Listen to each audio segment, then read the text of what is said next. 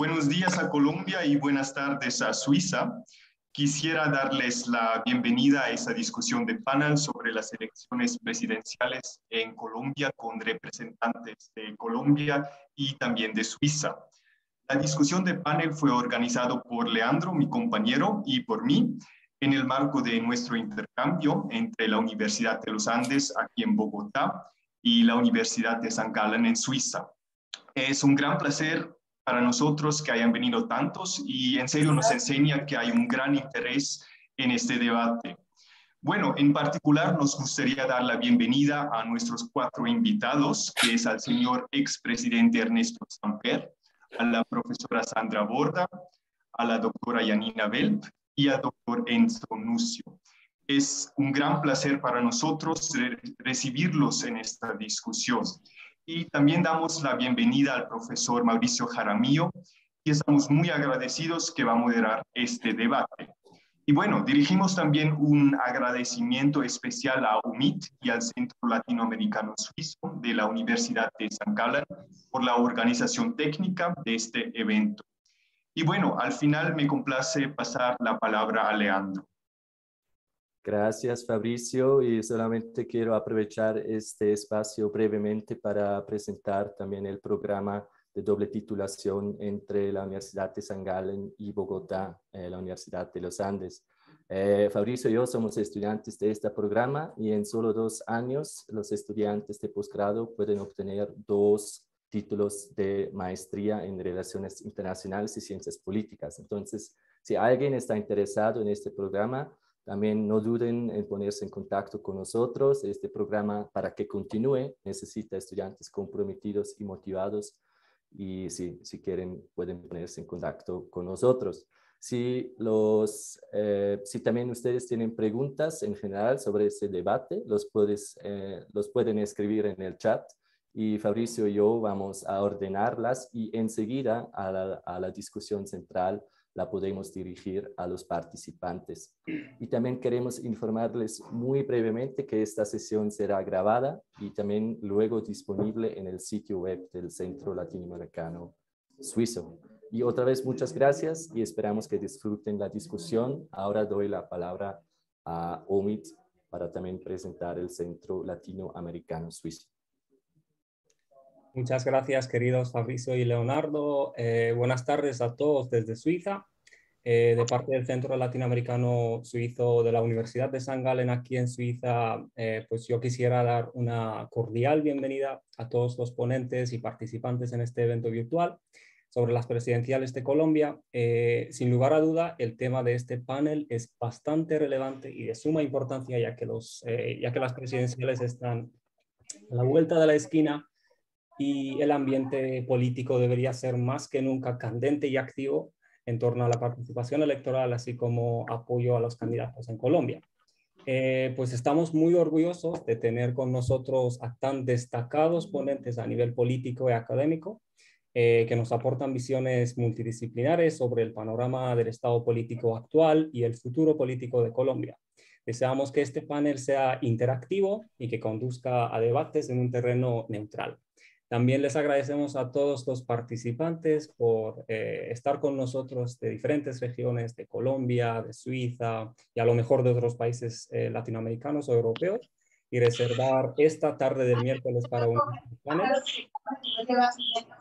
Ojalá contribuir muy activamente con sus preguntas al tema. Quiero agradecer a Leonardo y a Fabricio por su extremo esfuerzo en la organización de este evento y en la adaptación del programa, así como en su distribución. Quisiera también dar las gracias al moderador del panel, profesor Mauricio Jaramillo. Y sin más preámbulos, le doy la palabra a él. Profesor Jaramillo, la escena virtual es suya. Muchas gracias, Omid. De nuevo agradecer a Leandro y a Fabricio por haber tenido la gentileza, como decimos en Colombia, de echarse al hombro este debate. Yo no voy a intervenir mucho porque me interesa simplemente como articular la discusión.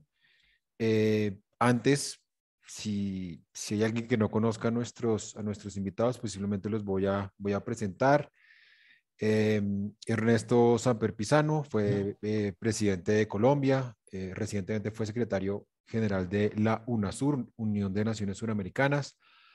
Ha sido concejal, diputado, senador, embajador en España y recientemente publicó un libro que creo que tiene toda la relevancia para lo que vamos a hablar hoy, que se llama El Grito Latinoamericano.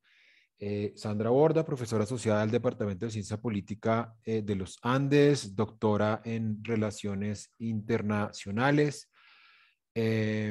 Recientemente tuvo un paso por la política en uno de los experimentos tal vez más interesantes que ha habido en el último tiempo, que ha sido el nuevo liberalismo. Y también tiene un libro, me parece muy interesante respecto a lo que está viviendo Colombia. Fue un libro, Sandra me corregirá, a partir de las movilizaciones que tuvimos 2019 y el año pasado, que se llama Parar para Avanzar. También está Janina Welp, investigadora asociada en el Centro Albert Hirschman para la Democracia, coordinadora editorial de Agenda Pública.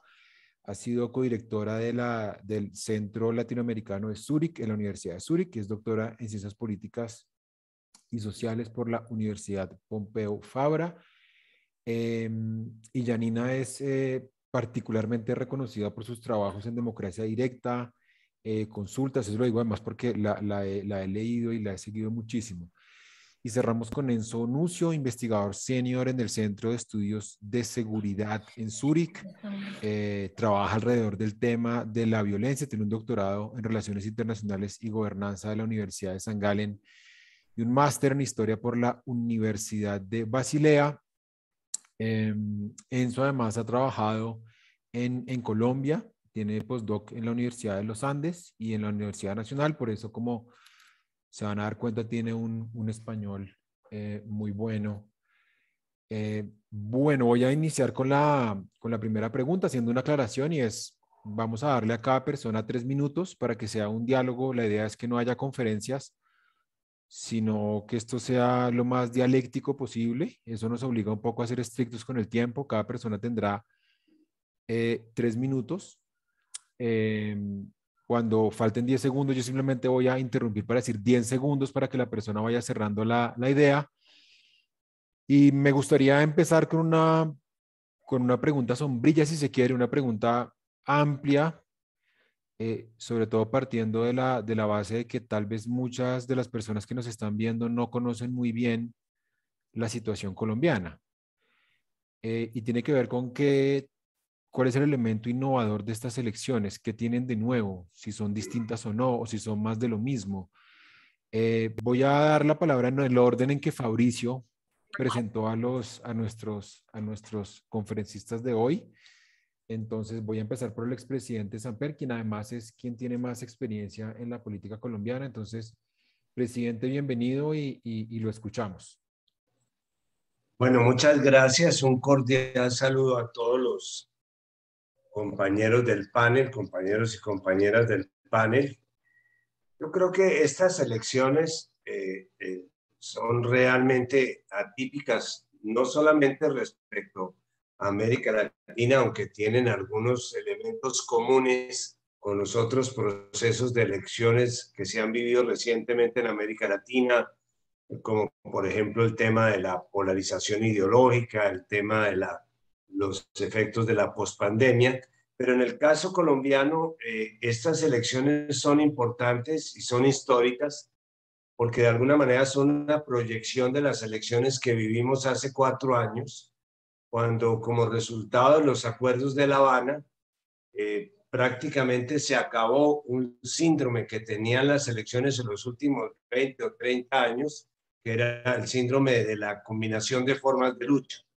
No se había podido establecer claramente un proyecto progresista o de izquierda, porque generalmente se descalificaba a aquellos grupos políticos o aquellos candidatos que se presentaban desde la izquierda como una opción, y el señalamiento permanente era que se estaban combinando formas de lucha, que era la FARC la que estaba haciendo proselitismo armado.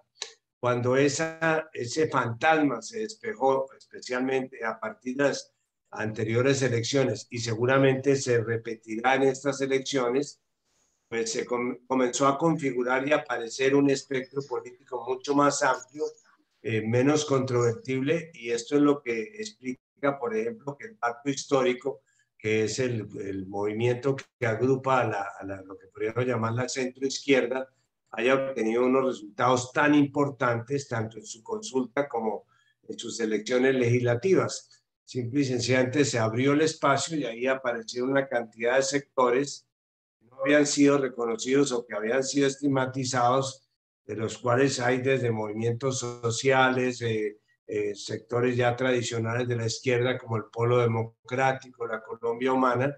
Y yo creo que a lo que estamos asistiendo es a un nuevo episodio de confrontación en el cual va a tener mucha más posibilidad de expresarse propuestas progresistas, pero a su turno también hay una derecha mucho más consolidada de la que existía hace 4, hace 8 años. Estamos asistiendo todavía, lo que podríamos llamar la proyección del uribismo como un cambio histórico en la concepción de la derecha colombiana. Así es que lo que menciono para rematar de nuevo es que estamos en un escenario distinto, histórico, en el cual hay una reconfiguración de fuerzas políticas que por supuesto de alguna manera están influidas por lo que se está viendo en el resto de América Latina como la polarización y el efecto de la pandemia, pero que en el caso colombiano tiene la virtud de que esta reconfiguración resulta del proceso de paz de La Habana y de alguna manera la posibilidad de un proceso de reactivación de las negociaciones con el ELN. Gracias, presidente. Les pedimos el favor de que si pueden apaguen los micrófonos porque a veces entra como interferencia. Sandra.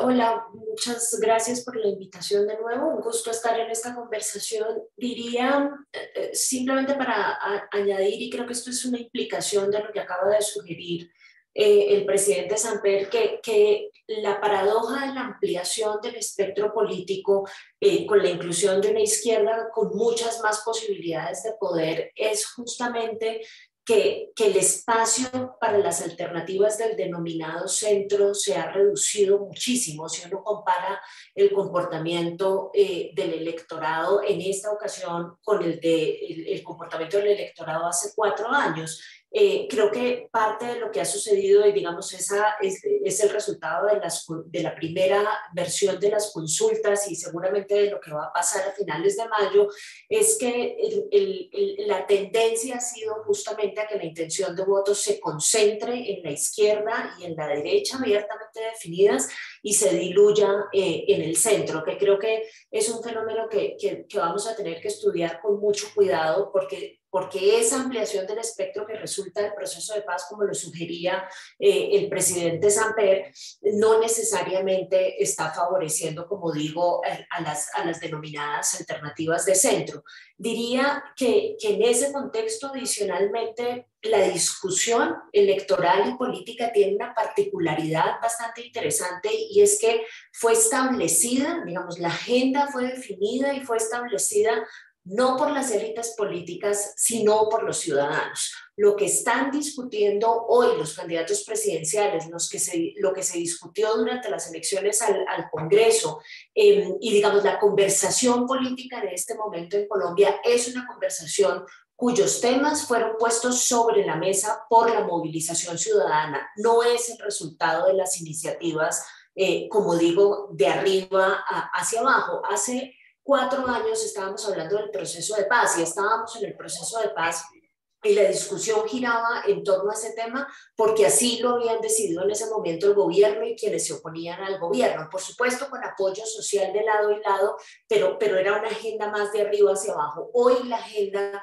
es de abajo hacia arriba con una particularidad grande que probablemente explique la razón por la cual el espacio político para el centro se ha estrechado hartísimo, y es que es una conversación que tiene un componente que tiene que ver obviamente con recuperación económica y demás después de la pandemia, pero también involucra el desvanecimiento de la confianza en las instituciones de la gente. Y esto seguramente Janina nos va a hablar de esto en una perspectiva comparada. En América Latina sucede en muchos lugares, pero lo que está pasando en Colombia es particularmente visible y relevante. Estamos hablando de un 84%, dependiendo de las encuestas a las que uno mire, de personas que ya no creen en las instituciones políticas. Y ahí no estoy hablando solamente de las instituciones estatales, estoy hablando de partidos políticos, estoy hablando inclusive de organizaciones sociales, de formas de acción colectiva política, que puede tener además como resultado el hecho de que la gente no quiera en este momento escuchar hablar de probabilidades o posibilidades de cambio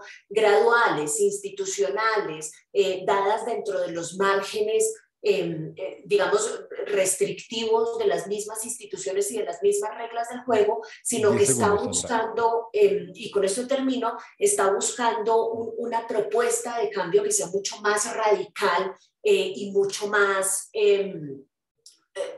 disruptiva, si uno quiere ponerlo en esos términos. Eso puede explicar la razón por la cual el discurso político del centro, que es un discurso político de cambio, pero no necesariamente, digamos, simbolizado por la misma radicalidad que se propone, por ejemplo, en la izquierda, esté, digamos, haciendo agua y esté costándole mucho más trabajo constituirse en alternativa de poder. Bueno, no sé, Janina y Enzo, si nos quieran dar una, digamos, una perspectiva como con mayor distancia, ustedes que son, digamos, observadores, Enzo, que ha trabajado en Colombia, y Janina, que conoce el caso más en términos latinoamericanos, empezando por Janina. ¿Te escuchamos? Vale, sí. Pues mi agradecimiento en primer lugar a Leandro, a Fabricio, un gusto estar participando en este evento con los colegas, la Universidad de St. Gallen, las universidades colombianas. Muy interesante lo que ya se ha dicho. Yo creo que poniendo un poco de distancia, el expresidente Samper decía que hay algo de atípico en estas elecciones y por supuesto cada proceso siempre es atípico cuando lo miramos de cerca, y suscribo todo lo dicho, pero creo que poniendo luces más largas y la perspectiva latinoamericana, yo diría que hay como una especie de normalización tardía de la disputa electoral colombiana. Y lo que quiero decir concretamente, y suscribo realmente todo lo que se dijo antes, sobre todo lo que decía Sandra también aportando estos datos que mencionaba, que tiene que ver con que el clivage negociación-guerra fue el que dominó el debate electoral hasta 2018, eso se dijo, ¿no? Y ahora no es que haya sido completamente desplazado, pero sí ha sido desplazado, y es en ese sentido que hay una especie de politización, como digo, más una normalización de cómo se venía dando en América Latina en épocas anteriores. Hace un rato, en relación a este evento, posteaba en Twitter unos datos del Latinobarómetro, los pueden buscar en mi cuenta de Twitter o en el Latinobarómetro, que muestra cómo ahí, por eso digo normalización tardía, Colombia estaría, cuando se ve el posicionamiento del electorado en términos de derecha e izquierda, yendo en una tendencia opuesta a la que van, por ejemplo, Argentina y Chile. En Argentina y Chile, comparando los datos de 2020 con los de 2000, un porcentaje cada vez mayor de población dice que la discusión derecha-izquierda no sirve para nada, que no define la política. Y digamos, en Chile es el 41%, no se ubican en el eje derecha-izquierda. En Colombia la tendencia es opuesta. Hace 20 años eran más los que decían que el eje derecha-izquierda no servía, y ahora son más los que valoran ese eje en la discusión política y bajan los que consideran que no tiene ningún valor. Entonces ahí creo que hay algo interesante que, como digo, es una especie de normalización tardía. Lo dejo ahí, creo, para tratar de mantener los tiempos. Gracias, Janina. Enzo. Bueno, muchas gracias también por la invitación. Es un gran gusto también reconectarme con unos colegas de la Universidad de los Andes que veo ahí en el público. Un saludo para todos allá en Colombia, desde Suiza. Pues eso de la novedad, para mí hay que tener en cuenta algo importante. A mí parece que en Colombia las elecciones presidenciales actuales siempre son las más importantes de la historia. Colombia siempre parece estar frente a unas emergencias no antes vistas, pero eso no es la novedad, esa es la constante. Creo que es importante tener eso en cuenta porque cada 4 años se repite eso de la emergencia actual. Lo que a mí sí me parece novedoso, y creo que es lo mismo que decían mis colegas, es que la opción de izquierda tiene por primera vez una opción real de victoria, ¿sí? Y creo que por 3 razones que voy a mencionar brevemente. Creo que la opción de izquierda se vuelve posible por el descontento social que ha llegado a unos extremos que creo que no se han visto así antes y se expresa en una sociedad civil mucho más poderosa, ¿sí? Se relaciona con el paro del año pasado, y en parte esa nueva fuerza política desde abajo que describe también Sandra, creo que es resultado del proceso de paz, es un beneficio del proceso de paz muy importante que justamente abrió este espacio para una oposición más legítima. A más largo plazo, creo que la opción de izquierda se vuelve posible por unos partidos tradicionales con menor influencia. Creo que de alguna manera el uribismo de las últimas 2 décadas realmente ha acabado con los partidos tradicionales y llevaba un personalismo muy fuerte, y sin embargo este proyecto ahora viene en declive justamente por el declive de su líder natural y por un gobierno de Iván Duque que la gente en Colombia en general considera un gobierno débil, ¿sí? Y tercero, creo que la opción de izquierda se vuelve posible por la presencia de un líder de izquierda que ha logrado sumar más allá de sus propios afines, que tampoco fue el caso antes, incluyendo entre políticos tradicionales, los que conocen Colombia, los Benedetti, los Barreras. Eso fue un indicador muy importante para ver que realmente fue más allá de lo que usualmente hizo la izquierda, y creo que eso también es posible gracias al proceso de paz con las FARC, que ha ayudado a abrir esta posibilidad. En resumen, la novedad para mí, la principal, es que la izquierda pueda ganar. Gracias, Enzo. Les recuerdo, tú me corriges, Fabricio, si tienen preguntas pueden escribirlas por el chat y las vamos a ir como incorporando. Creo que hay más o menos como unos puntos de acuerdo, y es que hay una suerte de reacomodación ideológica. Ahorita Janina decía que esa reacomodación, por lo menos en términos de percepción, es relativamente tardía. Creo que en eso tiene que ver mucho los traumas del conflicto, la gente que le daba miedo reivindicarse a la izquierda y a la derecha, y ese clivaje que surge tardíamente. Demandas desde abajo, como dice Sandra, una izquierda que es viable, y una reacomodación de la derecha, como dice el presidente Samper. En este escenario uno se pregunta si en Colombia tiene cabida el discurso populista, que hace unos años marcaba la pauta en algunos países de América Latina y fue determinante en las elecciones. En las últimas, por lo menos de América Latina, el populismo es como una especie de fantasma al que se le considera antítesis de la democracia. No obstante, se ve en algunas campañas, tanto en la derecha y en la izquierda, que sigue siendo un discurso, por lo menos que se ve como redituable. ¿Creen ustedes que el populismo va a ser importante en esta campaña? ¿Va a tener incidencia? ¿No? ¿Es peligroso? ¿Colombia está vacunada? Esta vez empiezo con Sandra para cambiar el orden. Sandra, te escuchamos.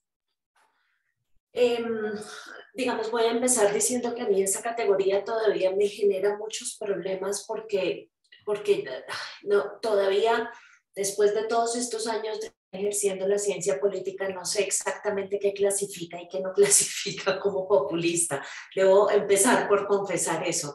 Pero diría, para volver con el tema de las instituciones, que sí hay una cosa un factor que es tremendamente preocupante. Si uno, digamos, en aras de la simplificación, decide entender el populismo, entre otras muchas dimensiones, como proyectos personalistas y como proyectos, la dimensión que me interesa, antiinstitucionales. Hay una suerte de retroalimentación grande entre la debilidad y la falta de confianza en las instituciones y el surgimiento y consolidación de los populismos. Creo que la preocupación allí, o por lo menos la preocupación que yo tengo, es justamente que parte del discurso político, que tanto en la izquierda como en la derecha, porque eso sí, si algo tenemos claro, es que los populismos no tienen ideología, el discurso que tiende a calar más en un escenario de debilidad institucional es justamente el discurso que atenta contra las instituciones, porque la gente no quiere oír hablar de eso. Yo, después de estar más de 5 meses haciendo campaña en muchos lugares de Colombia, llegué a la conclusión de que la fe de la gente en las instituciones políticas está totalmente rota y no quieren escuchar hablar de la posibilidad de reconstruir la relación que tienen con las instituciones políticas. Y ahí hay una paradoja que a mí me parece difícil de resolver, y es que la gente sigue creyendo que la democracia es el mejor régimen político que tienen a su disposición, siguen creyendo que las normas o las reglas del juego son las mejores que tienen a su disposición, pero no entienden las instituciones como algo que les esté sirviendo, digamos, para procesar el tipo de demandas que tienen frente al Estado. Eso hace que muchas de las campañas que uno escucha tengan discursos que no están comprometidos con las instituciones, o por lo menos que son tremendamente ambiguos. La debilidad institucional alimenta el personalismo. Es mucho más fácil presentarse como un candidato disruptivo que es capaz de producir cambios grandes cuando no existe ninguna fe, por ejemplo, en los partidos políticos. Y creo que eso es un proceso que hemos venido casi que tristemente profundizando en Colombia. Cada vez más los candidatos se lanzan con firmas, no les gusta presentarse como candidatos que pertenecen a partidos políticos, nadie está en proceso de construir partidos políticos en ninguna parte, esto ya ni siquiera es un rasgo populista. El candidato del centro, Sergio Fajardo, es una persona que se rehusó durante toda su carrera política a construir un partido político. Entonces, digamos, aquí estamos enfrentados a un escenario en donde las instituciones no tienen doliente y están constantemente retroalimentando las alternativas, si quieren, denominémoslas personalistas y no populistas, para no meternos en enredos de carácter conceptual. Gracias, Sandra. Presidente Samper. Yo pienso que no estoy de acuerdo con Sandra, tampoco me gusta el tema del populismo, como una manera de descalificar, al contrario, sin decir nada, que es lo mismo que utilizan los sectores progresistas con el neoliberalismo para descalificar a la derecha. A mí me parece que el telón de fondo de esto que deberíamos analizar es la crisis del sistema, la crisis de representatividad que se vive en la región y de la cual Colombia no es la excepción. Que hay una especie de cambio de actores. Alguien decía que las revoluciones se dan cuando los actores que tienen que salir no han salido y los que tienen que entrar no hayan entrado. Y eso se ve muy claramente en Colombia. Aquí estamos viviendo la crisis de los partidos. Hace 25 años era imposible pensar que un candidato liberal no tenía la mayoría per se. Los partidos se han ido atomizando. Y han entrado otros actores políticos, entre los cuales los movimientos sociales. Yo también leí con mucho interés el libro de Sandra. ¿Cuáles esos movimientos sociales que estuvieron en el paro nacional que se vivió en el 2019? ¿Cuántos forman parte del nuevo proyecto político del pacto histórico? ¿Cuántos no? Creo que aquí se está produciendo un cambio de actores. Hay unos poderes fácticos muy fuertes que están reemplazando a los partidos, los grupos económicos, los grupos comunicacionales, que están imponiendo los libretos políticos. Es decir, aquí hay una crisis del sistema representativo. Yo, si quisiera ir más allá, diría que esta es la crisis del sistema presidencialista, pero frente a estos politólogos no me voy a meter en esas honduras, pero creo que en el fondo es esa la crisis que estamos viviendo. Y en el caso colombiano, pues tenemos la experiencia del pacto histórico. Es claro que el centro no pegó. Aquí lo que tenemos es una polarización, ni siquiera entre extremos ideológicos. Yo diría que aquí estamos divididos entre unos que se quieren quedar en el poder y otros que quieren llegar al poder. Estos son los dos grandes grupos en los cuales estamos hoy divididos, los que se quieren quedar y los que quieren llegar.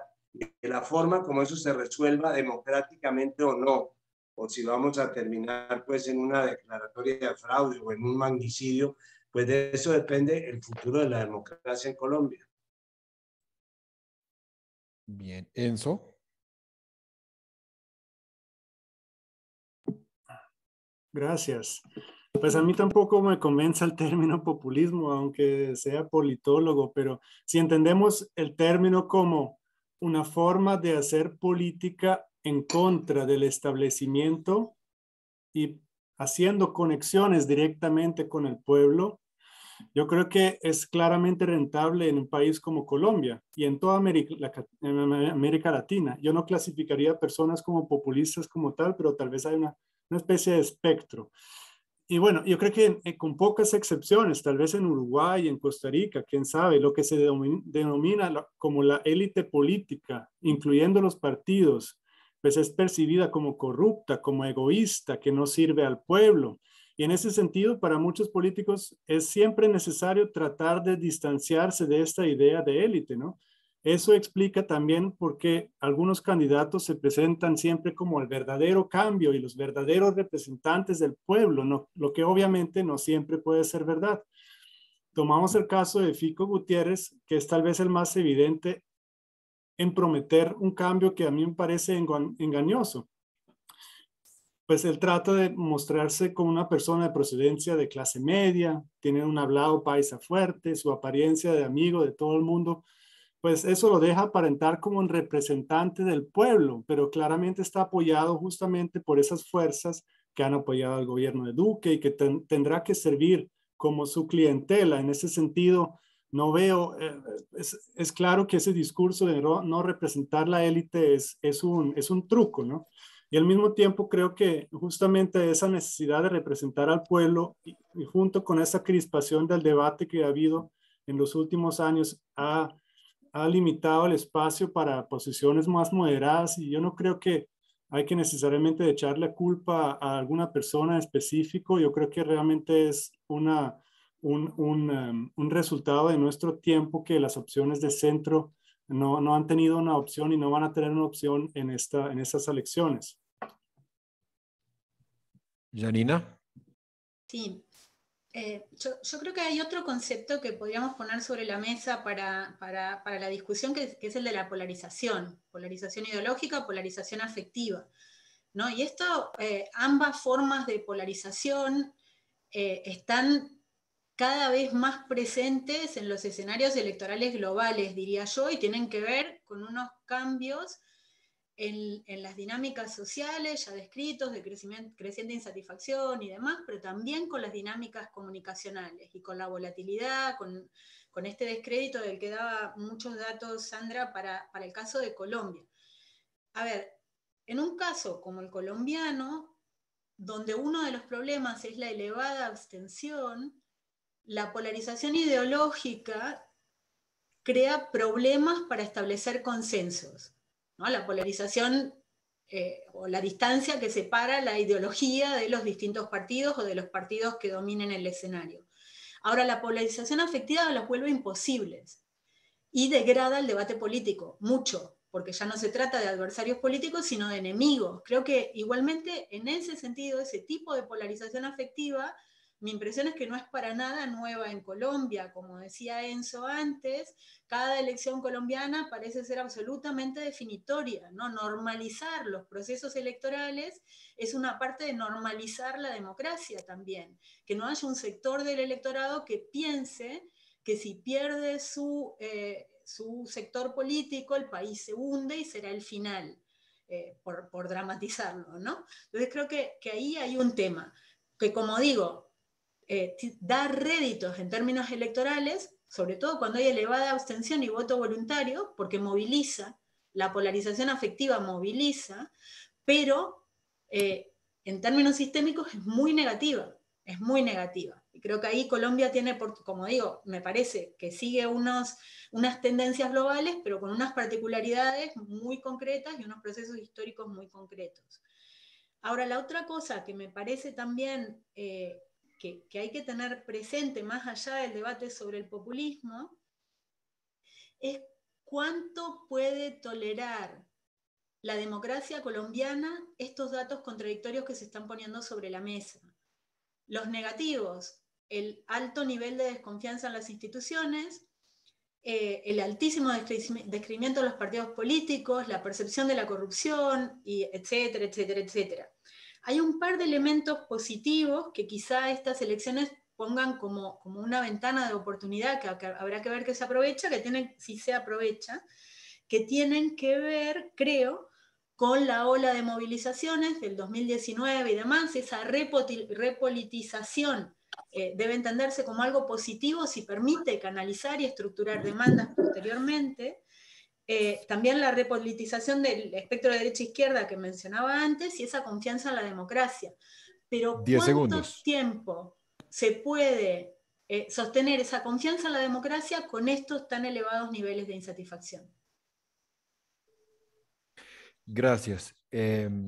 Bueno, vemos que es una elección en la que de todas maneras el populismo está presente. Hay, como dice Janina, una polarización ideológica que es relativamente manejable y afectiva, que hace imposible un poco el consenso mínimo para funcionar. Ahí el presidente lo decía, unos poderes fácticos muy nocivos que enrarecen el ambiente, y como dice Sandra, hay un discurso muy peligroso de desconocimiento de las instituciones, de rechazo, como decía Enzo, personas que consideran que ellos encarnan un poco la unidad nacional.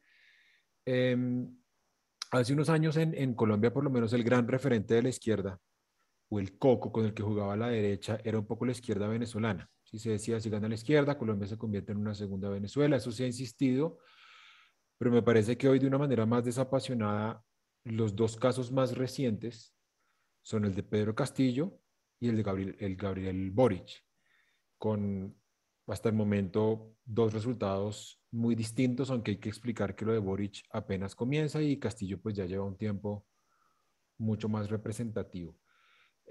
La pregunta es, teniendo en cuenta, nadie sabe qué va a pasar, pero todas las encuestas indican que lo más probable es que gane finalmente Gustavo Petro.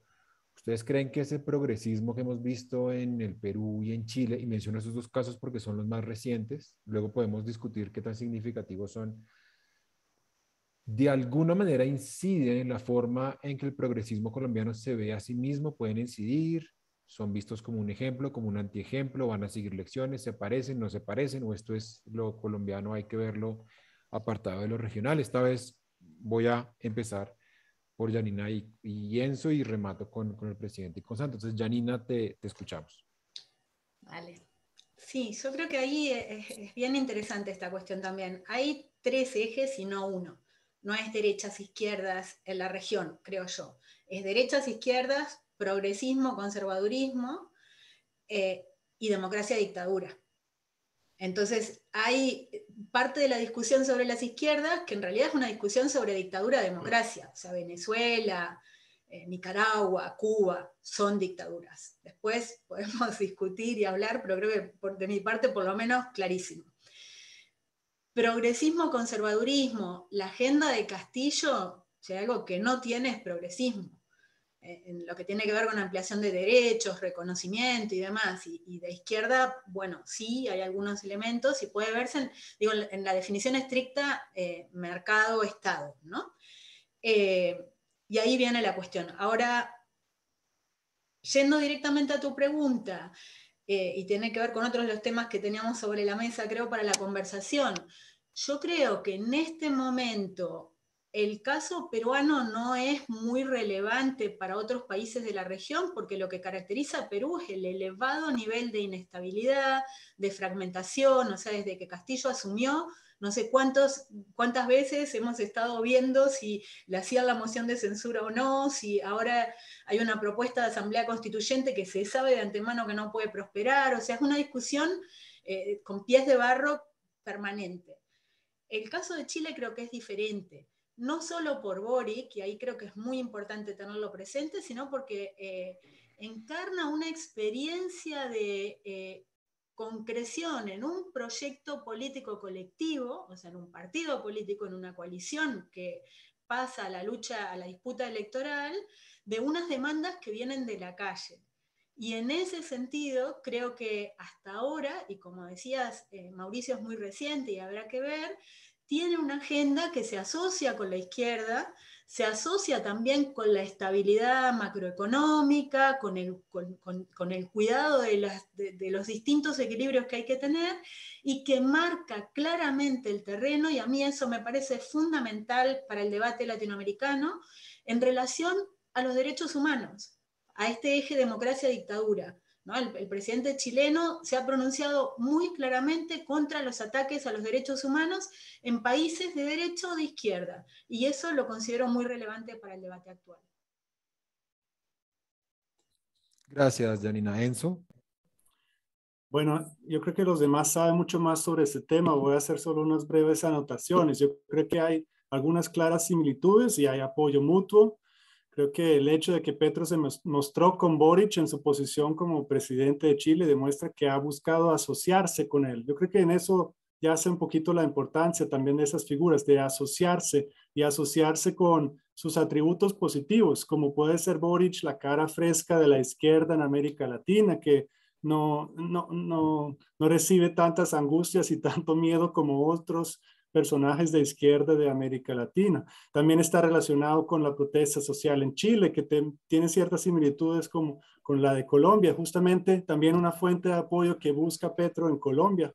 Entonces creo que él busca aprovecharse de asociaciones, ¿no? También busca la cercanía, tal vez, quién sabe, por el tema de las mujeres, que Boric puso como un tema de prioridad en su gobierno con un programa feminista, ¿no? Entonces, eso también puede ser importante. Con Castillo no veo tantas similitudes. Además, ahora pasa por un momento muy difícil con mucha desaprobación en Perú.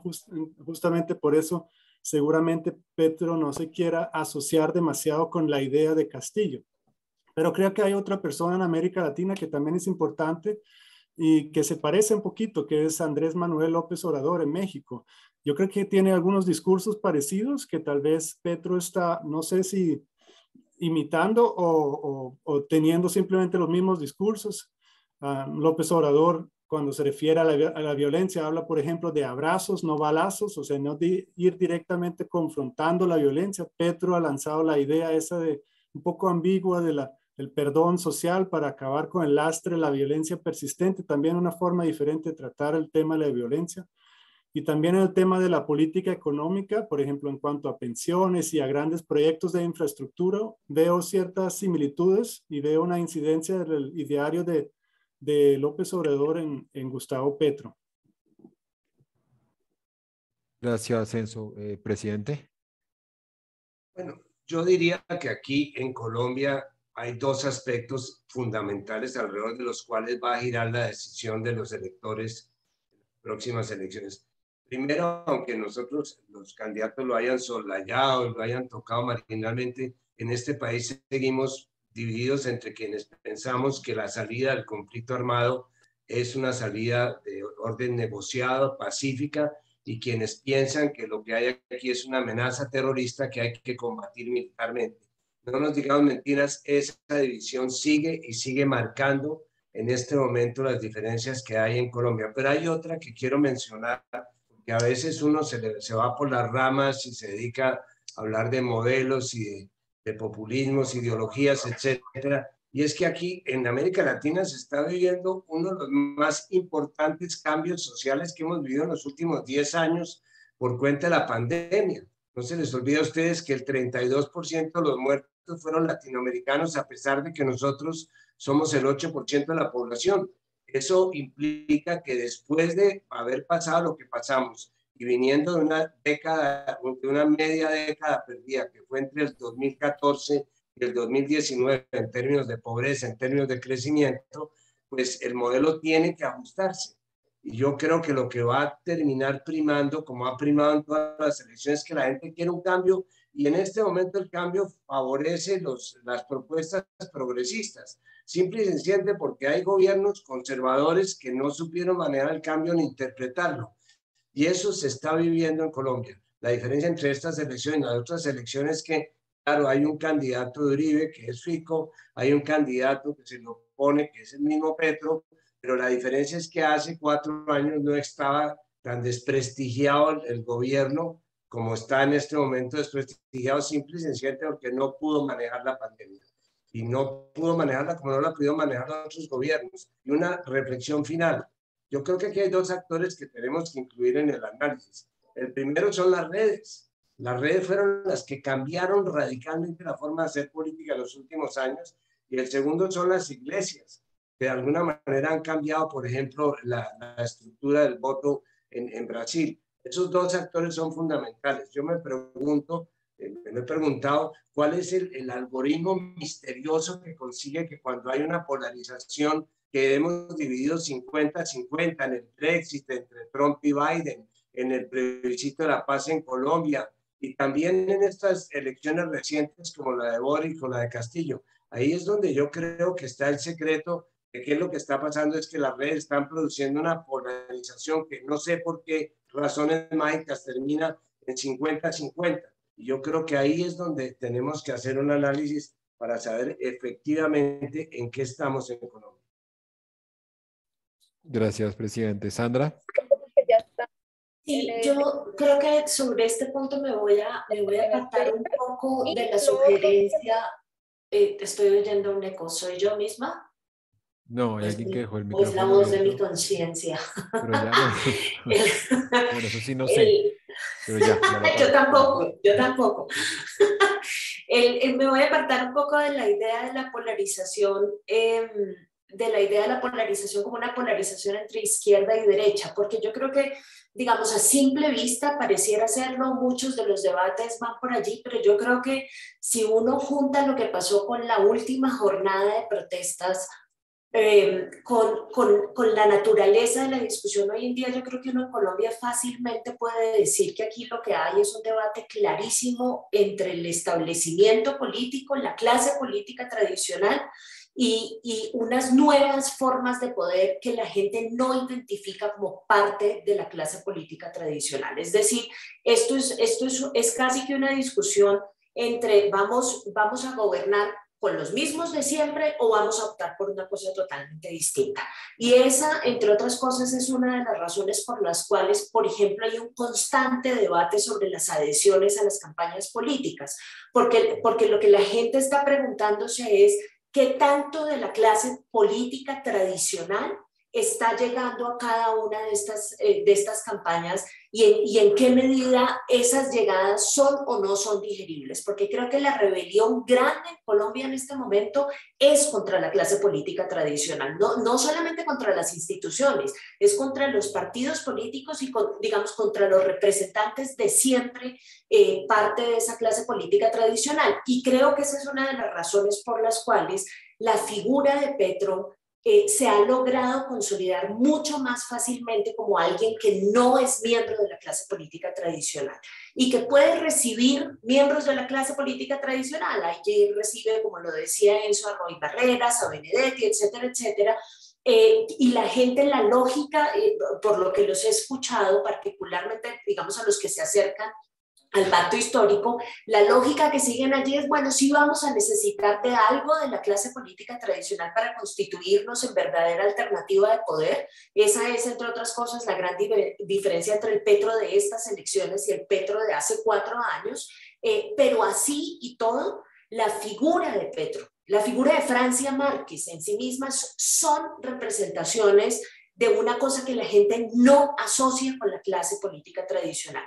Ni Sergio Fajardo ni Federico Gutiérrez han logrado enviar el mensaje de que no tienen ese vínculo tan fuerte con la clase política tradicional y por eso siento yo es que no han logrado progresar en las encuestas, simplemente porque la gente dice esto es más de lo mismo, esto es más de lo mismo, no importa tanto si es izquierda, si es derecha, si es pro Estado, si es pro mercado, sino es parte de lo mismo que hemos visto siempre. Si uno quiere ponerlo en términos históricos, yo definiría la anterior elección y esta elección como el proceso del verdadero rompimiento con la lógica del Frente Nacional.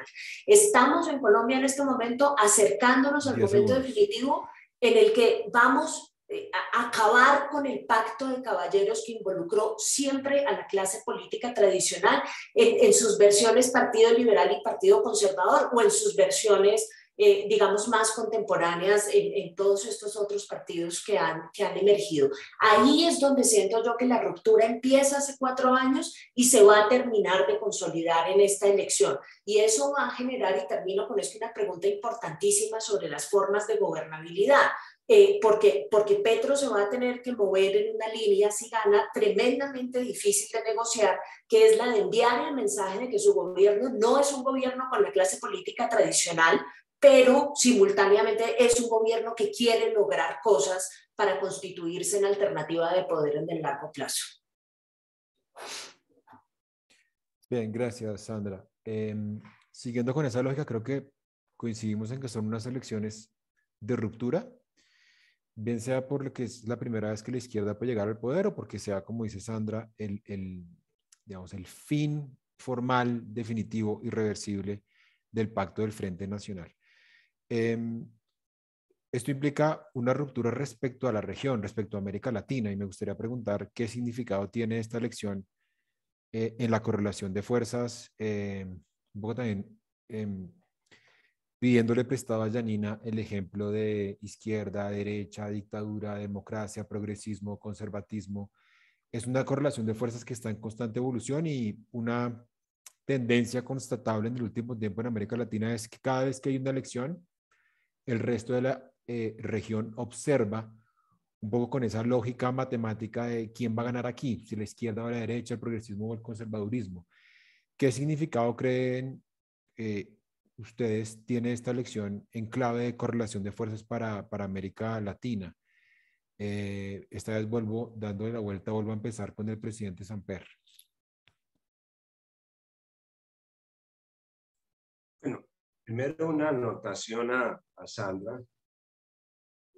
Yo creo que en la mitad del análisis de lo del Frente Nacional, Sandra, aquí hay un fenómeno que para mí es el fenómeno nuevo en este siglo, nuevo políticamente, que es el fenómeno de lo que consiguió hacer el uribismo, que prácticamente el uribismo consiguió atomizar los partidos. El Partido Liberal no representa ni sombra lo que fue hace 20 años. Creo que aquí han aparecido una cantidad de fuerzas, inclusive las sorpresas que hubo en las elecciones parlamentarias tenían que ver no solamente con el decaimiento del centro democrático que era el de Uribe, sino también, por ejemplo, con la votación de las mismas FARC.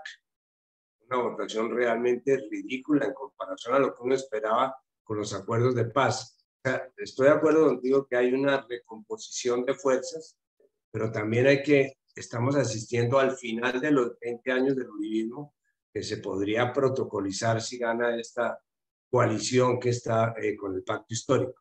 Y creo, también siguiendo la lógica que planteaba Sandra, que lo más importante en este momento es hacer unos acuerdos de gobernabilidad, si llega a ganar Petro, que va a ser la parte más difícil.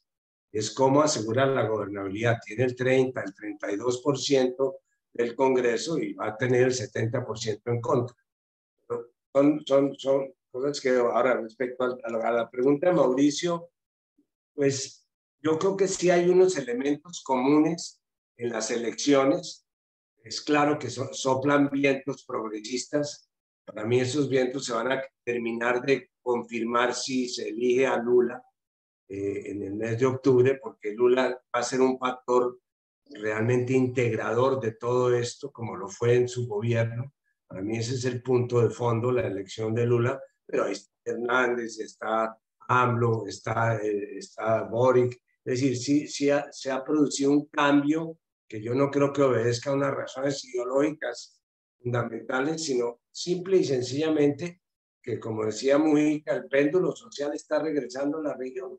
Las propuestas sociales que hacen los grupos progresistas para unos gobiernos que realmente no mostraron la capacidad de manejar una crisis tan profunda como la pandemia, pues son propuestas que a la gente le llaman la atención, de fortalecimiento del Estado, el tema de reconstruir la salud, la educación. Estamos con una crisis alimentaria que no teníamos hace 5 años, se nos está viniendo encima el cambio climático, apareció una brecha digital que no teníamos en cuenta en el análisis de la desigualdad.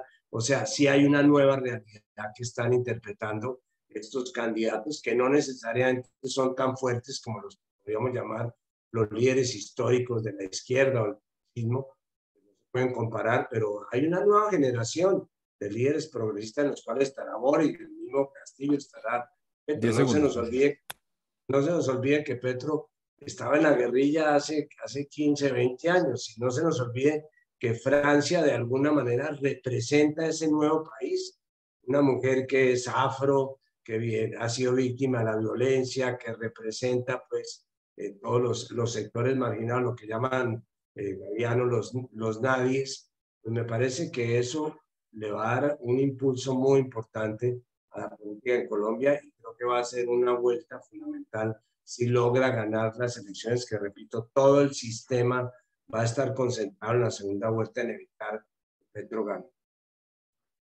Janina. Bien, sí, yo haría ver coincidencias y disidencias con lo que acaba de decir Samper. Coincido en que Lula, o sea, lo que pasa en Brasil es clave para la región, no solo por la figura de Lula, por lo que representa en relación a todo lo que ha pasado, con lo que representa en relación a la presencia de Bolsonaro, a la presidencia de un país como Brasil, sino también porque es uno de los pocos líderes que ha tenido una visión regional. Creo que hay un problema América Latina, también en relación a lo que acentuado por las consecuencias de la pandemia, pero ya venía desde antes, como región es bastante irrelevante en el tablero global. Y sin liderazgo será más irrelevante todavía. Y no hay ningún líder que más allá de eso, Lula en alguna medida, que esté pensando y actuando con una mirada regional. Y creo que, por ejemplo, un líder como AMLO justamente está en las antípodas. No viaja, no le importa el mundo, no. Entonces, ahí un punto. Luego, repito, y me parece muy importante, en realidad, para tener un debate más acotado, ni AMLO ni Castillo, en mi opinión, y hay un montón de argumentos que lo respaldan, son progresistas. No son progresistas. Y veo ahí también, de vuelta, el problema democracia-dictadura como superpuesto en estas tres claves, ¿no? Lo que ha hecho Andrés Manuel López Obrador desde que llegó al gobierno ha sido más bien tener un discurso de polarización afectiva o populista muy marcado, ha hecho políticas sociales, pero más asistencialistas que de transformación del sistema de salud o del sistema educativo. Tiene una guerra cada vez más marcada con el movimiento feminista, por ejemplo, y se embarca en proyectos como el del referéndum, ya que hablaba Mauricio de mi obsesión con referendos y demás, tanto el de 2021 como el de 2022, diciéndolo muy rápido, no tienen sentido. Ha sido una pérdida de tiempo y de recursos para votar sobre temas que no tenían relevancia en el debate público más allá de personalizar en Andrés Manuel López Obrador. Entonces, en este sentido, creo que la región está bastante perdida en su laberinto, por su situación, como decía, de irrelevancia en el tablero global, por la falta de liderazgos y por cómo van complicando estas alianzas simbólicas que efectivamente se dan, pero que diría que divergen entre países. Y ahí insisto con la expectativa sobre lo que pase con Chile en términos de experiencia y demás, y lo que pasa en Brasil, de quién triunfe en esas elecciones, ¿no? Porque yo veo, por ejemplo, el gobierno argentino es más bien bastante errático en su política en relación a los países que han caído en la dictadura, como Nicaragua, por dar un ejemplo, ¿no? Y eso tiene incidencia. Entonces, por sintetizar en una palabra, veo un panorama más bien un tanto confuso. Gracias, Janina. Sandra. Sí, esta vez solamente para coincidir con lo que sugiere Janina y añadir un par de cosas adicionales. A mí esa agenda del progresismo latinoamericano, digamos, poniéndolo así como una gran categoría, aunque eso es súper violento en términos conceptuales, me preocupa mucho porque es una agenda en la que yo le veo en muchos escenarios unas deficiencias con lo que debería ser el mismo progresismo enormes. Escucho a Janina y pienso también en los grandes problemas que ha tenido el pacto histórico con la agenda de las mujeres y la agenda feminista. Yo realmente no logro entender cómo puede una alternativa política calificarse de progresista y no abrazar completamente la agenda feminista. Digamos, en mi cabeza, un progresista tiene que ser ante todo feminista. Y entonces, si no hay defensa de los derechos de las mujeres, yo no sé qué tan progresista puede ser uno. Si pienso en la agenda del medio ambiente, el progresismo latinoamericano también está muy quedado en la agenda del medio ambiente. El desarrollo sostenible y demás, que debería ser una de las puntas de lanza del progresismo latinoamericano, tampoco está ahí.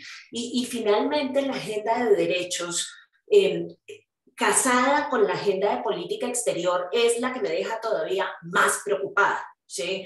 Porque en este escenario de la guerra en Ucrania, escuchar a una muy buena parte de la izquierda latinoamericana ponerse del lado de Putin y del lado de Rusia, con todo lo que eso implica en materia de defensa de derechos, pues eso sí que no me parece progresista desde ningún punto de vista. Digamos, esa ambigüedad en esa posición me parece que es tremendamente preocupante y hemos visto emerger recientemente todo un movimiento cercano a la izquierda que en aras de avanzar una agenda anti-Estados Unidos y una agenda anti-yanqui, como algunos la denominan, entonces ha tomado la decisión de acercarse política e ideológicamente a Rusia y de paso a China, con todo lo que eso implica en materia de derechos y con todo lo que eso implica en materia de defensa de las instituciones y de defensa de la democracia. Entonces, digamos, yo creo que hay que, para contestar la pregunta sobre lo que esto implica en términos de América Latina, creo que hay que dar un paso atrás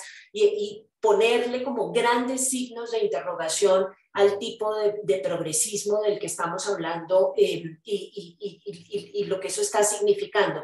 Terminaría simplemente por decir una cosa, el problema de la acción colectiva en América Latina es hoy más grave que nunca, ¿sí? La región está tremendamente fragmentada, nadie está interesado en ejercer liderazgos de ningún tipo, no tenemos organizaciones regionales que nos permitan actuar como bloques en los foros multilaterales, en el escenario internacional, y no tenemos nadie que tenga la intención de mover ese proyecto hacia adelante. No lo hicimos en una de las épocas más duras para la región, que fue durante la administración Trump en Estados Unidos, y ahora parecemos tampoco estar en la misma página. Yo creo que parte de la deuda que tenemos es la de construir un proyecto colectivo por encima de las ideologías y por encima de los proyectos políticos individuales, que sean proyectos más de largo plazo. La UNASUR, y sobre esto podemos seguramente tener una discusión con el presidente Samper, la UNASUR era un proyecto ideológico y un proyecto político, y por eso hoy, ante el resquebrajamiento de esa homogeneidad política e ideológica, ya no es un actor significativo en la región. Tal vez lo que tenemos es que intentar supranacionalidades distintas, ¿no? Proyectos de otra naturaleza, a ver si logramos mover la acción colectiva independientemente de los cambios de gobierno. Gracias, Sandra. Antes de dar la palabra a Enzo, si alguien tiene alguna pregunta, le rogamos que en este momento levante la mano o nos la haga por el chat. Enzo. Si no tenemos más tiempo, realmente puedo dar una respuesta muy corta. ¿Te parece bien, Mauricio? Sí, sí, tranquilo. Solo para decir, ahora siempre estamos casi asumiendo que Petro va a ganar. Yo creo que puede ganar, pero pues no está para nada asegurado, obviamente, ¿no? Y yo creo que puede tener una influencia importante en América Latina, porque justamente hay una situación geopolítica que le cae de perlas, como dicen, ¿no? Porque de repente hay muchos gobiernos de izquierda en casi todos los países importantes en América Latina, lo que no fue el caso hace 4 años, ¿no? La pregunta para mí es si lo quiere capitalizar o no. Además, Estados Unidos está tan ocupado consigo mismo como tal vez nunca en su historia, entonces tal vez también tiene un punto ciego en América Latina, lo que también daría más como margen de maniobra. No significa que vaya a hacer algo, pero hay oportunidades. Y al mismo tiempo habría que ver que si Fico ganara las elecciones, pues se encuentra con un paisaje geopolítico muy diferente del que se encontró Duque. Recordemos que Duque se encontró con Bolsonaro, Piñera, Peña Nieto. Fico ya no tendría casi aliados naturales a nivel de América Latina, y al mismo tiempo el aliado natural más importante del norte tampoco tiene mucho interés en este momento en Colombia, creo yo. Entonces, el paisaje América Latina es muy diferente para un presidente Petro que como para un presidente Fico. Bueno, Fabricio, me dices, tienes una pregunta, si quieres, te escuchamos. Sí, bueno, muchísimas gracias a todos los participantes por este debate, y quisiéramos seguir con una sesión de preguntas y respuestas por parte de nuestros participantes. Y aquí me llegó una noticia de Julián. No sé si Julián lo quiere decir de frente y también lo quiere dirigir a una persona específica. A ver, Julián, si quieres te pasamos la palabra, simplemente habla.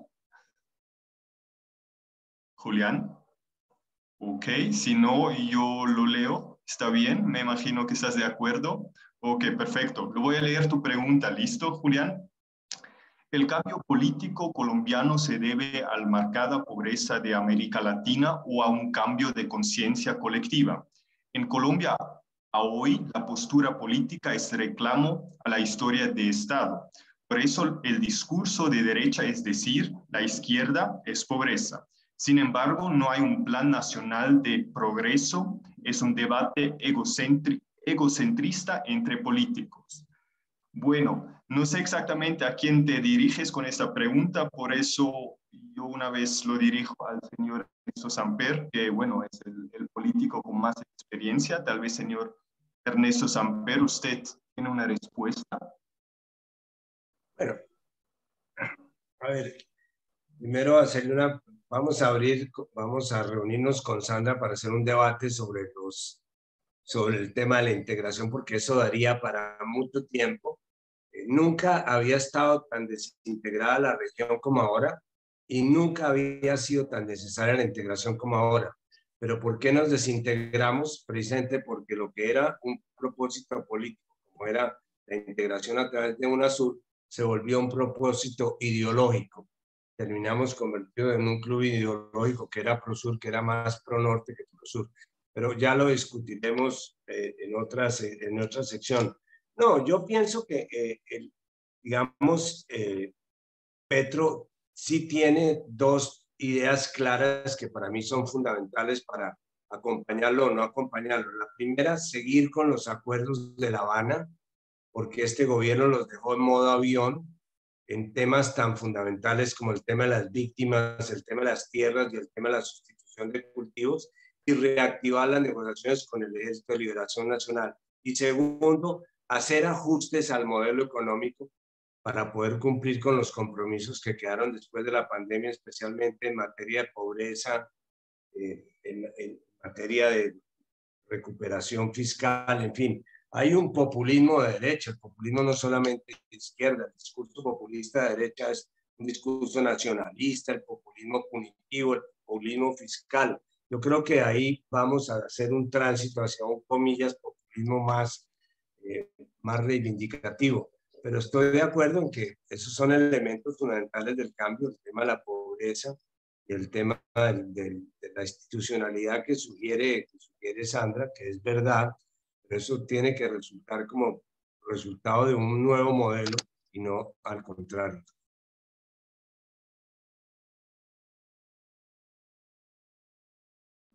Sandra, tal vez quieres añadir algo. No por ahora. No, o sea, mejor dicho, sí quiero, pero no voy a convertir en un debate sobre integración. Estoy con el presidente, lo hacemos en otra ocasión. Listo, bueno, muchísimas gracias. Veo que Laura Miranda, también tienes una pregunta. Dale. Hola Fabricio, bueno, gracias a ustedes dos, a Leandro, a mis compañeros de la maestría por este espacio y pues a los panelistas y mis profesores Sandra y Mauricio Jaramillo. Digamos que con esa pregunta que inicialmente como que se abrió esta discusión que planteó Mauricio, digamos que me surge la inquietud de si esta crisis regional o este giro o cambio que se quiere dar se debe pues también a esa crisis institucional que se refiere Sandra, que se tiene, digamos que también lo agudizó la pandemia y ahora pues la crisis económica con esto de la inflación que se dio a nivel mundial, o es un cambio quizás mucho más profundo y estructural que viene de muchas cosas del neoliberalismo, es decir, se quiere, porque no solamente en la región de América Latina, se ve en Europa, se ve en muchos lados, y de pronto se quiere ver un cambio mucho más profundo de esa idea que venimos en una ola de muchas políticas neoliberales y que el papel del Estado pues se ha dejado muy relegado, donde muchas cosas se le deja la responsabilidad al mercado y entonces eso funciona. Entonces con este giro se quiere volver a reivindicar muchas cosas del papel del Estado que se ha dejado muy dependiente como a lo que sucede en este marco de la globalización. Y una segunda pregunta, esto pues no es como para alguien específico, si alguien la quiere responder, pues bienvenido.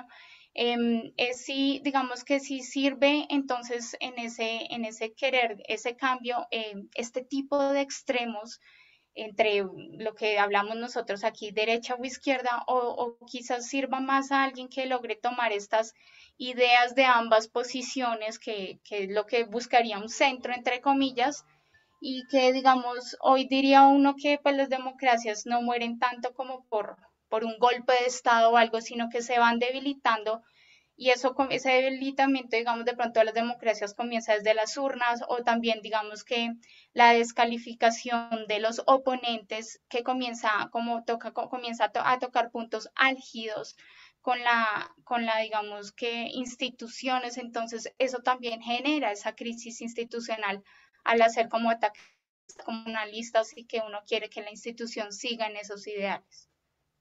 Gracias.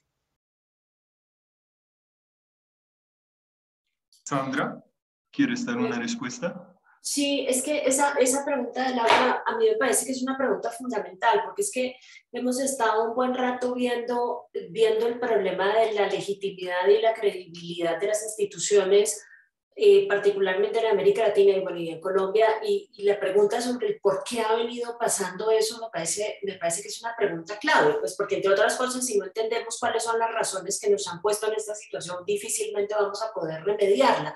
Yo creo que hay factores estructurales y factores coyunturales, digamos. El coyuntural más claramente es definitivamente la pandemia. La pandemia nos pone en una situación a todos en la que la necesidad de la respuesta del Estado era mucho más acuciante, tanto en términos de atención social y económica para la gente que no pudo seguir trabajando y que quedó en una situación dificilísima, como en términos de salud pública. Y yo creo que en América Latina, pues ahí los casos son muy, muy disímiles, pero en el caso de Colombia esa respuesta fue una respuesta muy, muy pobre, una respuesta muy pasada por la debilidad misma de las instituciones del Estado, por unos problemas en los procesos de toma de decisiones, que pues también muy propios de este gobierno, que era un gobierno lleno de primíparos y de gente que no tenía experiencia en el sector público, digamos, una conjunción de factores que llevaron simplemente a que, frente a una situación de emergencia como la que planteó la pandemia,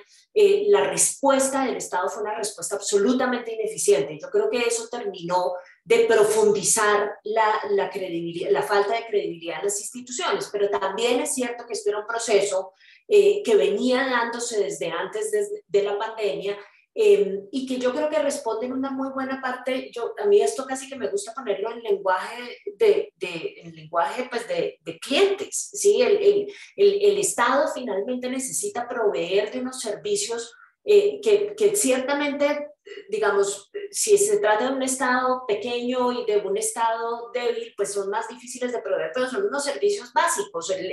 ¿Cuál es la razón por la cual la experiencia de un ciudadano a la hora de adelantar un trámite tiene que ser tan absolutamente traumática?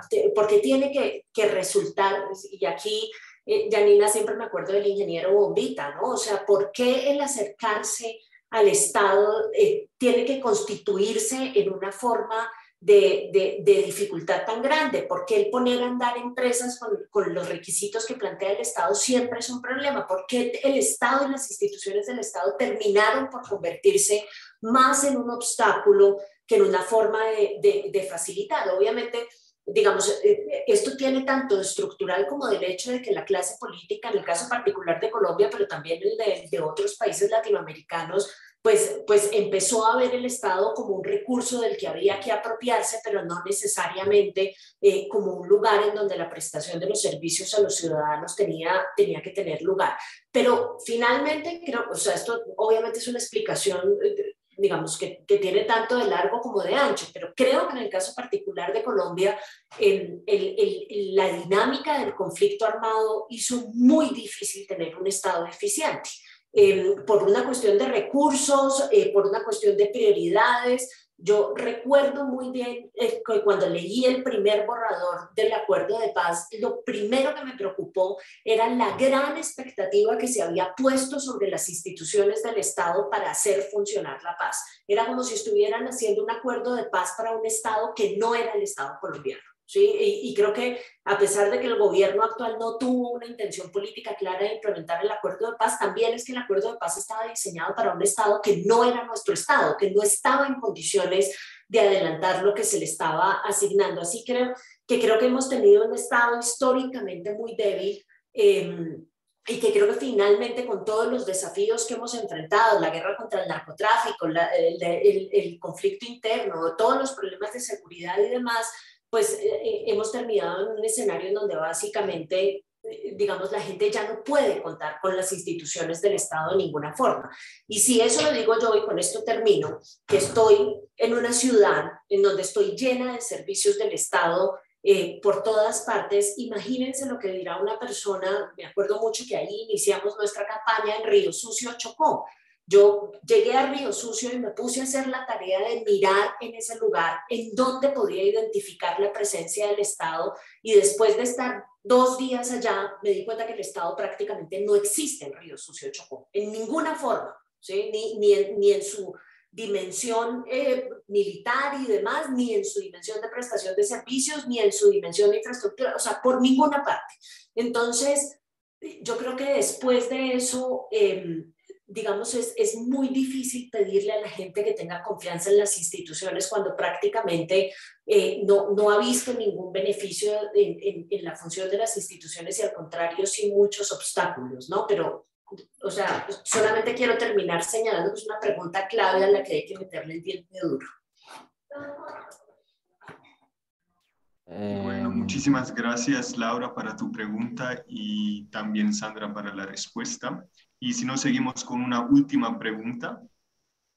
Sí, yo recibí una pregunta por un chat privado, quien pregunta que también con las elecciones presidenciales no solamente se elige un presidente, pero también un vicepresidente o una vicepresidente. Ya hemos mencionado un poco Francia Márquez, entonces la pregunta sería, la vicepresidente o el vicepresidente puede ser un factor decisivo también en estas elecciones, y cómo ven el papel de Francia Márquez. Quizás también Enzo o Janina pueden decir algo para que tenemos la equidad de las intervenciones. Bueno, yo quisiera decir algo, en realidad, un comentario a la pregunta anterior, muy rápido también, sobre los giros. Creo que el tema de los giros ha sido muy improductivo para el debate latinoamericano, ¿no? Es como que hay como cierta idea de que viene un giro y parece que llegó para quedarse y demás, y cuando se ve en perspectiva, lo que hay es cambios, y esos cambios, o sea, y es normal que así sea, ¿no? Sería de esperar que así sea y que se normalice la vida democrática, ¿no? En Argentina gana el kirchnerismo, después gana el macrismo, después vuelve a ganar la opción peronista, y veremos en la siguiente. En Uruguay por mucho tiempo estuvo el Frente Amplio, 15 años, y ahora está la derecha en el gobierno. Y así, ¿no? Entonces, como que hay como cierta idea de asociar ciertos giros que siempre tienen demasiadas excepciones, y que se mira con la lupa y que ve realmente qué tipo de políticas aplican. Y lo mismo vale para Europa, cuidado, porque también a veces se mira una perspectiva un poco incompleta. En Europa lo que está proliferando es la extrema derecha. En algunos países se normaliza, como en Suiza, el principal partido suizo es un partido de extrema derecha, y ahí está con el partido con más caudal electoral, y se normaliza a medias, porque su agenda ahí está, digamos. Y hay otros países como Francia, donde estuvo cerca de ganar. No ganó, quedó lejos, pero quedó mucho más cerca que la elección anterior, y las posibilidades de que, si no cambia nada en el periodo presidencial que se abre, termine ganando, ahí quedan sobre la mesa. Entonces creo que esta cuestión de los giros hay que quizá, no sé, poner otro enfoque y matizar un poco. Y en relación al regreso del estado de bienestar, que evidentemente volvió a la agenda en muchos sentidos, quisiera decir, ahí yo no tengo investigación directa, pero hace unos días publicábamos en Agenda Pública un artículo de Diego Sánchez Ancochea y Juliana Franzoni, donde lo que vienen a decir es que fue una oportunidad perdida, que se había abierto esta ventana de oportunidad y que en la mayoría de los países de la región no se ha consolidado, más allá de que sí hubo más inversión en salud, una política clara de regreso del Estado. O sea, que fue como más coyuntural que sistemático.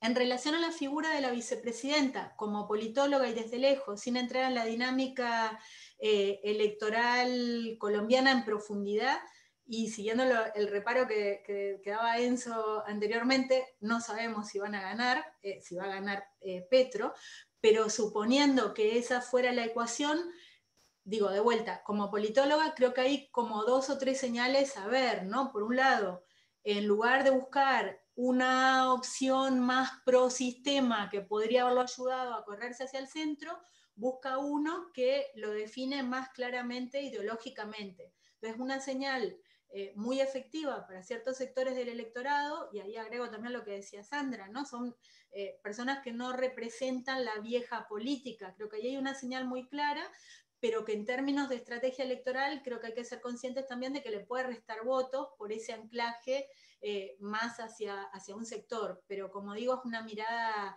lejana y muy politológica. Digo algo sobre Francia Márquez, que era la pregunta, ¿sí?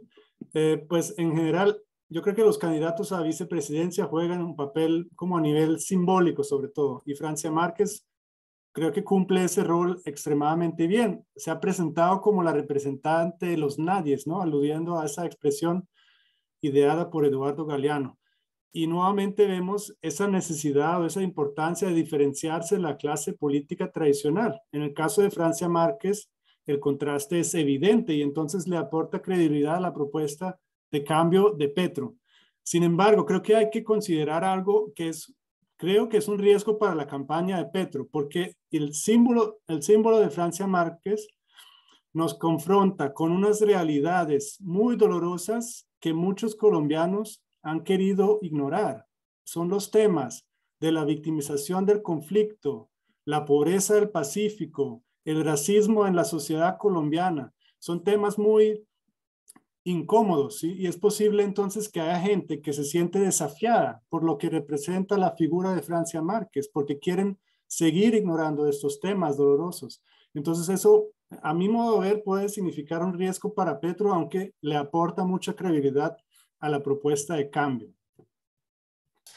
Yo te puedo decir una cosa muy corta sobre eso, Fabricio. Creo que hay otra función que está desempeñando Francia Márquez, y solamente quiero recordar entre grandes paréntesis que después de la consulta fue que se consolidó, gracias a la gran votación que obtuvo Francia Márquez, se consolidó la posibilidad de que fuera fórmula vicepresidencial, porque antes de eso había muchas dudas al interior del pacto, a pesar de que tenían el compromiso de que la segunda persona iba a quedar como fórmula vicepresidencial. Antes de eso hubo muchas dudas acerca de si esa candidatura era una buena idea o no. Yo creo, a pesar de que no lo había visto desde el punto que acaba de sugerir Enzo, y eso vale la pena incorporarlo en el análisis, yo creo que está haciendo una función que es muy interesante, y es que está permitiéndole o está dándole espacio todavía a una versión un poco más radical del discurso de izquierda que la que le ha tocado construir a Petro para poder normalizarse un poco como candidato presidencial.